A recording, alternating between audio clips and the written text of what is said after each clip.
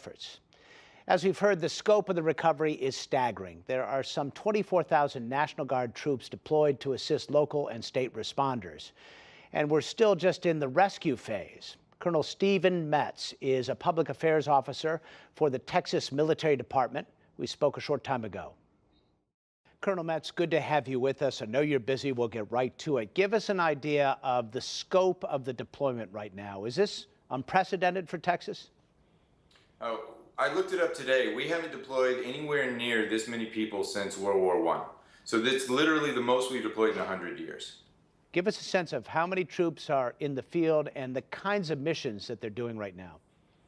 So we're getting a constant stream of troops and equipment every day. It's constantly increasing, on our way to 14,000 organic to the state of Texas, plus the stuff that we're getting from other National Guards, plus the stuff that we're getting Title 10 federal troops and equipment as well. So all those are coming in right now. There's still a lot of people in imminent danger, so our focus right now is still search and rescue. We're starting to do a little bit of critical life support, which is basically when you have organizations that have food and water that they need delivered. We help them get it to where it needs to go. We set up points of distribution to help it get where it needs to go safely and orderly.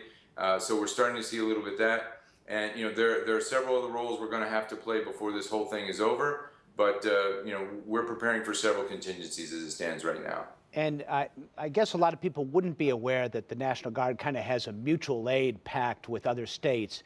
Tell us what kind of help you're getting from out of state. Absolutely, yeah. The governors between the states talk and put these agreements in place. I know right now we have helicopter search and rescue teams from North Carolina, South Carolina, Utah, Nebraska, Arizona, Virginia. I know we have search and rescue ground teams and boat teams from Utah, California. I think there are way more than that. Those are just the ones that I know off the top of my head. But we have got offers from every state, and we're filtering what we need and taking what we can get one at a time as it comes in. Do you have a tally right now of the number of rescues you have accomplished collectively? So just within the Texas military forces, we've done about 4,500 ground rescues, another 450 air rescues, and that is, that doesn't include all the stuff that's happening with the Coast Guard and the Air Force and the Navy. They're doing other stuff. And all of our rescues, of course, are in coordination with local and state authorities, right? So we're working with DPS, we're working with the Texas Division of Emergency Management, we're working with Texas Task Force 1 and 2.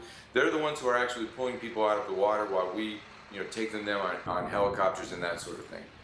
I get the sense from talking to you that you're still very much in the middle of this and could still be ramping up your response. Is that accurate?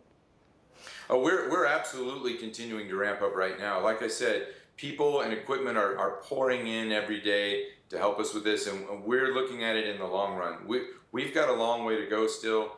We're doing 24/7 operations, and no one's slowing down until we're confident we've done everything we can. And as the storm moves toward the east, obviously you're deploying along with it. Is the nature of the mission there more critical?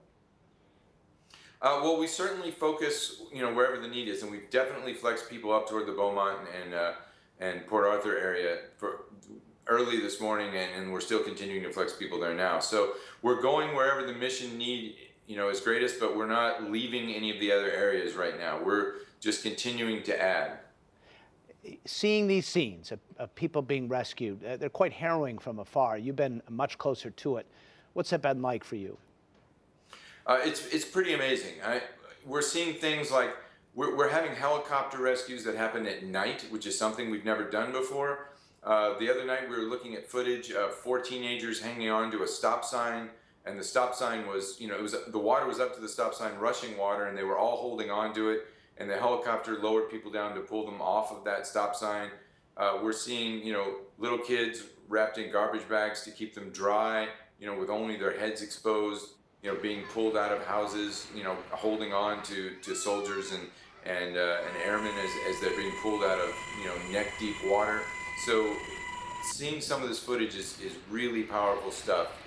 Mothers with infants on helicopters, people with broken legs being pulled out of houses. So there's a lot of really powerful stuff happening, and it really, it really makes us think, and our hearts and prayers continually go out to the people that are affected by this hurricane, and we're going to continue doing everything we can until we're confident we've done everything we can.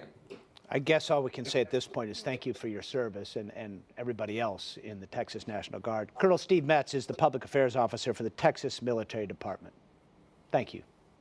Thank you.